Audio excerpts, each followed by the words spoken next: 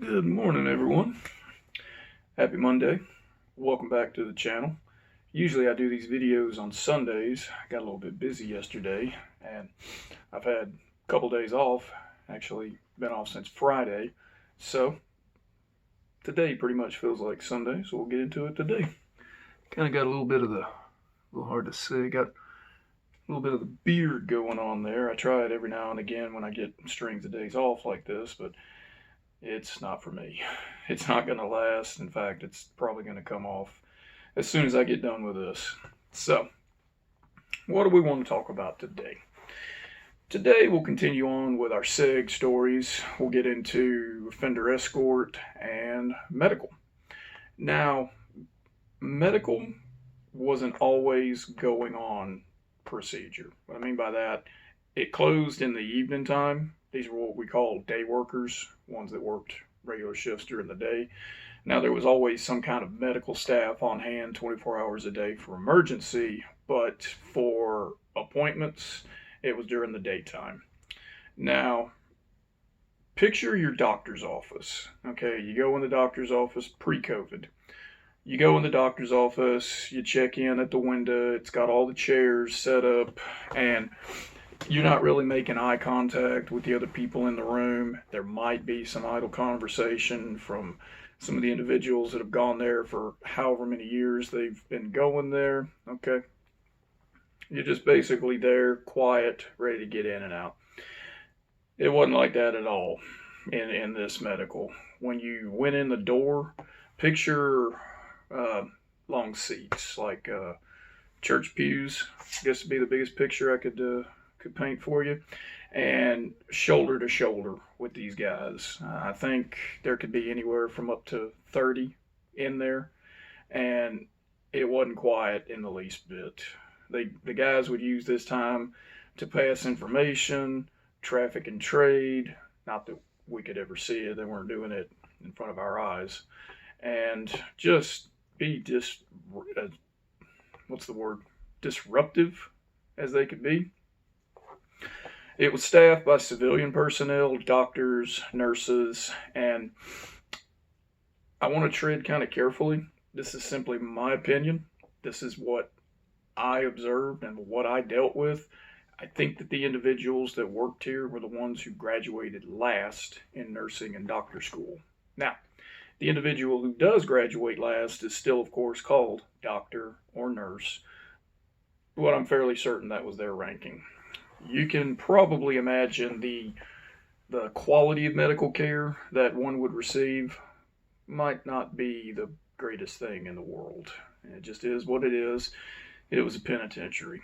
So the officer that was assigned to work in there was typically a senior officer, one that had been in the system for quite a while. Usually, I think it was pretty much always a CO5 that worked there, which was the highest pay grade of CO that you could get. At the time, it took a minimum 96 months to get to that pay grade. And it was usually consistent in turnout. Usually it would be the same individual. Now, it could be a general population officer, it could be a SEG officer. It just depended. But it definitely had to be a senior individual. I never worked medical. Medical, it wasn't even part of our OJT process.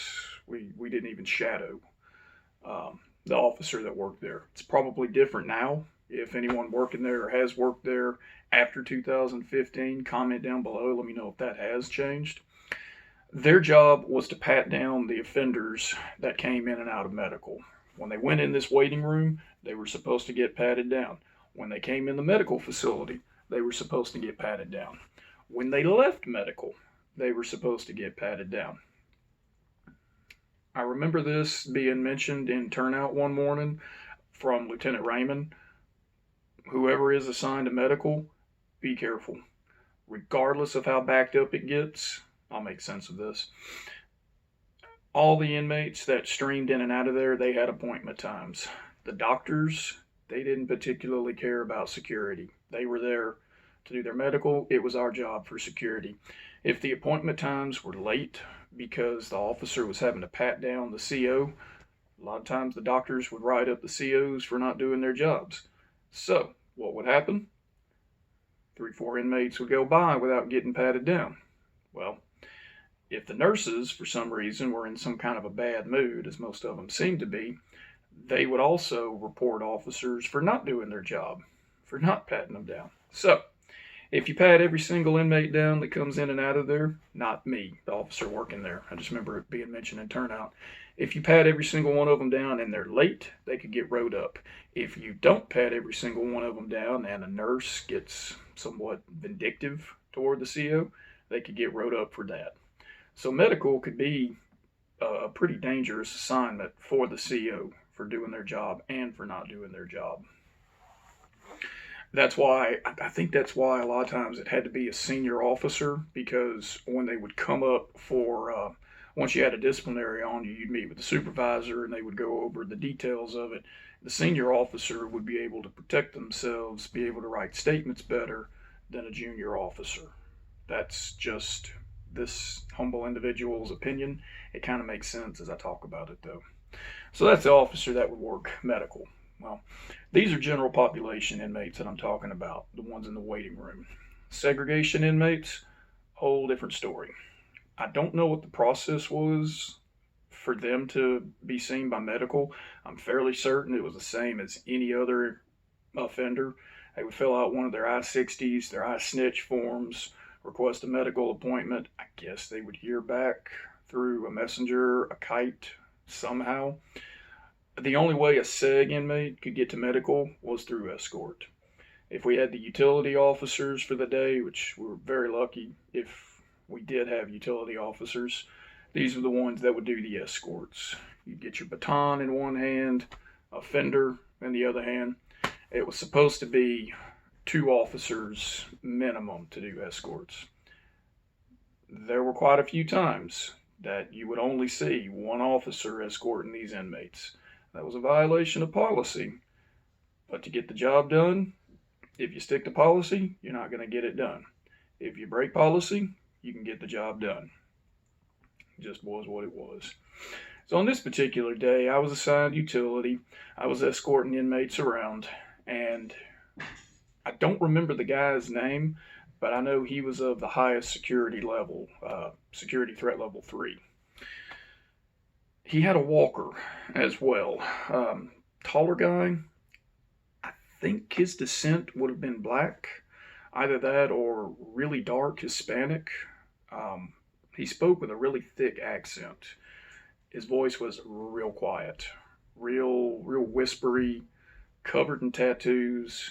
I didn't really perceive him as a threat because he never had any other kind of crosswords with me. Anytime it was time for him to come to the cell and cuff up, he took his time. If he was legitimately needing a walker, it showed. If he didn't, he faked it really, really well. And I know a lot of these guys that shambled around and had injuries, I know most of them were faking, but they had made a career of it, and you couldn't tell. You could ask what was wrong with them. They didn't have to tell you. HIPAA law protects those guys. So on this particular day, I'm running utility by myself. It was kind of difficult when they had walkers because they would get cuffed in the front. And it was hard for them to use their walker at that point because you got the size. Well, when you got it like this, I think it had wheels on the front and he could push it. It took a while to get the guy going anywhere. So he cuffs up, comes out, I get my hand on him, and we're walking. Okay, cool. Get him down to medical. Now, to paint a picture of how we had to get there, once you got out of the building, picture the long building, and when you walk out the door, if the door were behind me, to my left was a big gate, and it had a fence gate, and it had a rolling door, I guess you'd say. This door could get rolled and it could allow transport buses or any other kind of vehicle to get in and out of there. That was where newly received SEG inmates would arrive. In front was another fence and it had a door that you would have to go through.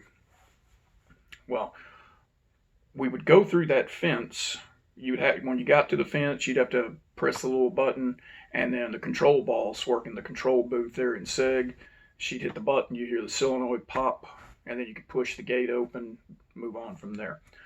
Directly to the left was the back of the building of medical. There was a door there. That door served as a fire escape. It also served as the entrance and the exit for SEG inmates. Couldn't bring them in through the regular area. They couldn't be around general population guys. So we get to the back of that door, we bang on it. Somebody in medical, the officer that worked in medical, that's right. We put out a radio broadcast to that officer that we were en route. We'd be there in X number of minutes, get to the door, bang on it. Wait a little while, bang on it again. A lot of times it took that officer time to get there. If they were busy patting inmates down, dealing with medical, whatever. Eventually they would come and they would open that door. That was also supposed to be the integrity.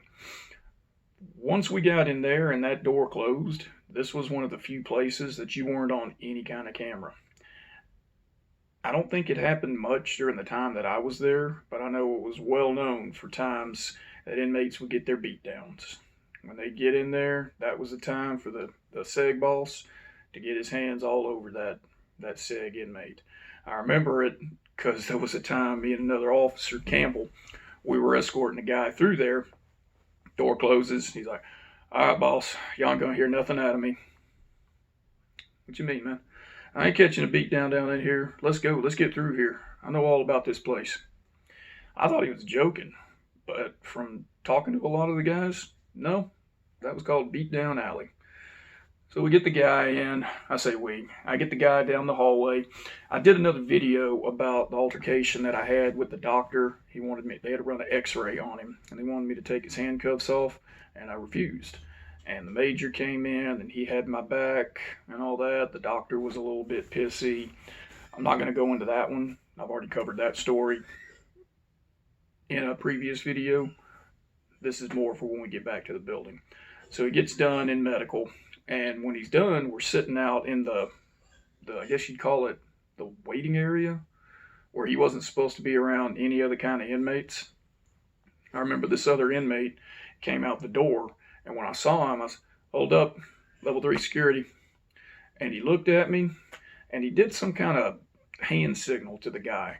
And as I looked down at the guy that I was supervising, as I looked down, he was already starting to lower his hands down.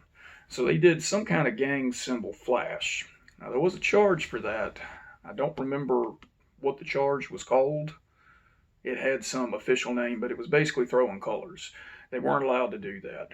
That was treated the same way as an assault on an officer.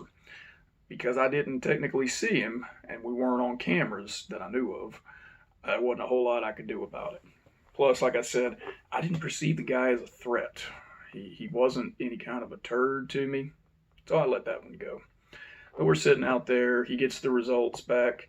It was difficult because it was weird. I wasn't supposed to listen to his medical results. Likewise, I couldn't leave the guy alone.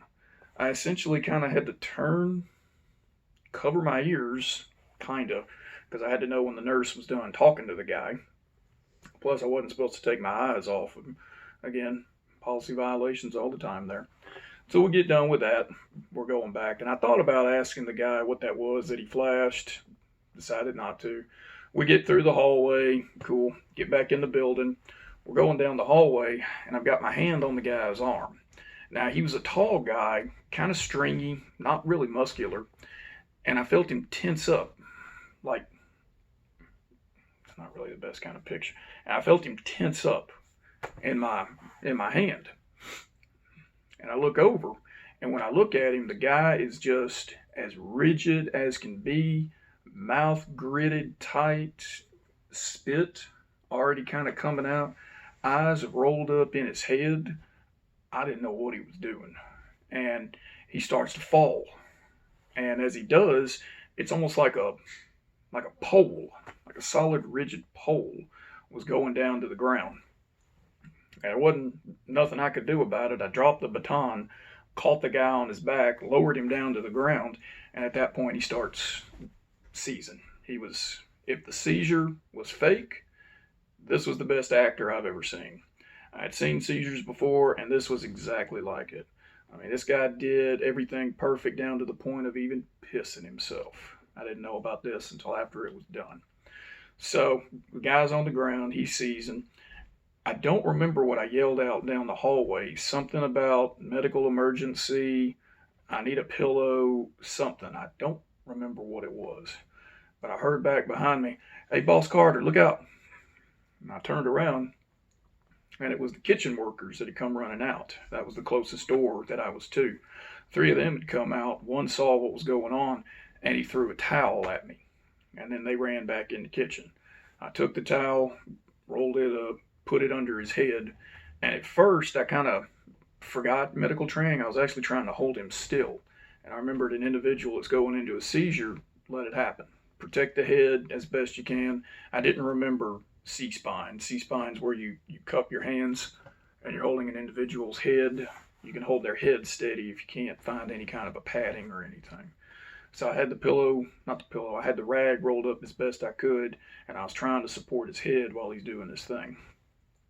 Lieutenant Raymond, old Fat Ass Jones came out. They put out a medical emergency broadcast. Cool. At this point, it only lasted about a minute or so. It felt like it took forever. The guys laying on the ground, supervisors have cleared everybody, all movement. The door to the kitchen was slammed shut because this guy being level 3, he wasn't supposed to be around exposed to anybody. So the kitchen door was shut, property door, all that. I'm just there working with this guy. He gets done, and he starts talking to me. "Hey, boss," real quiet, real soft, real quiet. I almost had to get down to hear him. "Hey, boss, am I all right? You okay? Everything's good. Doctor's on his way." And I remember, it almost made me laugh. "Boss, I'm gonna need a shower and a change after this." I said, "What?" "Look down, man. I pissed myself." And I looked at him, and you could see this wet stain on his crotch. And as it come down his leg while he was flopping, it was spreading the liquid out. And I guess the guy had to go, because this was huge freaking stain. And I remember I kind of started to chuckle. I stopped, and I remember going, "You're not supposed to say sorry to inmates in there. You're not supposed to say thank you. You're supposed to say appreciate you, or my bad, or look out." I just broke complete protocol. "Man, I'm sorry. I ain't even trying to laugh at you." And all he said was, "Boss, don't say sorry." I was like, okay. And that was the end of that conversation. By that time, medical had gotten there. They had a stretcher. What do you call it? A gurney, the thing that rolls that they put in the back of ambulances. They had showed up with that thing, got the guy picked up, strapped him down to the bed. And I remember as they started turning, I was standing back at that point. As they started turning, he still had his hands to the front. I saw guy was waving bye to me. I don't know if he was doing it as a joke, if he was legitimately going by, or if it was ha got over on you. I never found out. I didn't see the guy anymore after that. I don't know if he got transferred. There's other medical units, the hospital units. There's one in Galveston.